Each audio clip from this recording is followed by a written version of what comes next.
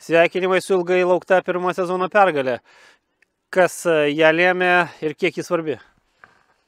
Tai visų pirma, norėtųsi pasidžiaugti už mūsų vaikinus, kurie, sakykime taip, labai laukia šitos pergalės ir kurie įdėjo labai daug pastangų tam, kad šita pergalė, sakykime taip, kad jinai ateitų pas mumis. Jo, galbūt norėjom, kad greičiau ateitų, bet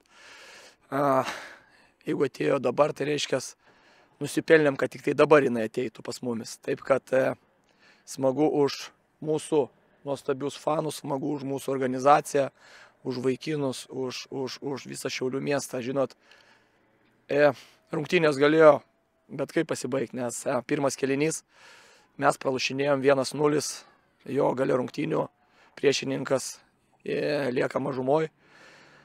Antram kėlinį prašymas buvo vienas, tai kad turėtumėm kantrybės, būtumėm struktūroje.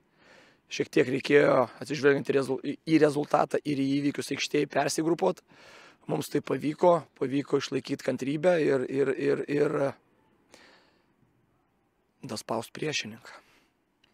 Tas pirmo įvarčio epizodas, standartinė situacija ir Armandas Kučys prie artimo virpsto, pirmas prie kamulio, turbūt davėt pylos savo auklėtiniam.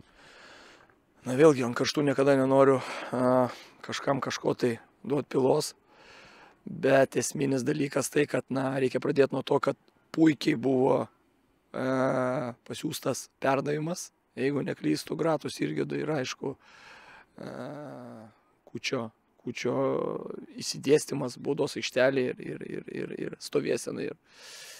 Vėlgi mūsų gynėjam, tiem, kurie turėjo tenai būti ir stovėti ir ne tik pasyviai stovėti, o jie turėjo aktyviai atakuoti kamuolį, mes kažkur tai prasnaudėm tą epizodą. Tai va. Kaip mintis keitėsi jūsų galvoje, praleidžiat įvartį įpusėjus pirmam kėliniui, atrodo situacija komplikuojasi, staiga pirmo kėlinio pabaigoje varžovai lieka mažumoje, vėl tarsi ir visi koziriai jūsų rankose, turbūt ir Rubiniai turėjot ką pasakyti, kokie buvo patarimai savo auklėtiniam. Ne, kai aš ir minėjau, patarimai buvo labai paprasti, tai kad išlaikyti kantrybę. Visų pirmas, tai viskas kardinaliai keitėsi mūsų išsidėstyme, mūsų struktūroje ir esminis prašymas buvo tai, kad laikyti, stumdyti kamuolį iš vienos pusės į kitą pusę ir kuomet mes esam prie baudos aikštelės tenai arba eina padavimas į baudos aikštelę arba ieškom kišenių, į kurias kertam ir pristatom kamuolį iš tenai į baudos aikštelę. Taip kad esminis dalykas buvo tai, kad būt kantriem, neperskubėt, nepradėti iškart nuo pirmų minučių antro kėlinio, mušt ilgus kamuolius į baudos aikštelę ir reikėjo vargint ir laukt momento, kada priešininkas nespės persigrupuoti ir tada atakuoti erdves ir pristatyti kamuolį į baudos aikštelę. Kantrybė, pagrindinis dalykas buvo kantrybė, nepanikuot. Treneris atliko keitimą, turiuomenį jūs, Nauris Petkevičius žengė į aikštę ir iš karto pavojai prie varžovų vartų, smūgis į vartus ir Klimavičius lygina rezultatą.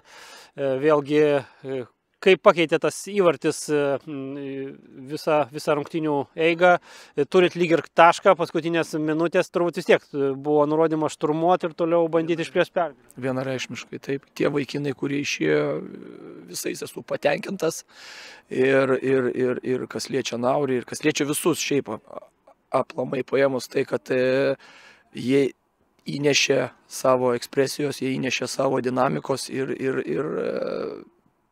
vėlgi, jeigu laimi komanda, reiškia, keitimai pasiteisina ir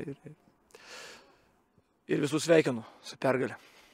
Ką, paskutinis turas prieš pauzę, daug netikėtumų, Panevėžio žinom pralaimėjimą, Telšių Džiugas kol kas lentelės viršūnė iki vakaro rungtynių, Šiauliai irgi šoka kažkur arčiau ten, kur įprasta.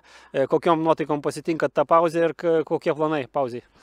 Žinot, dar čia viščiukų skaičiuoti yra labai anksti, taip, kad čia tik tai 4 turas, aišku, kad mums reikia atsikvėpti, mums reikia atsipūsti ir su naujom jėgom atšviežint galvas ir su naujom jėgom kibti darbus ir ruoštis, kaip aš vadinu, nuostabiam balandžiui, kur bus dar sunkiau.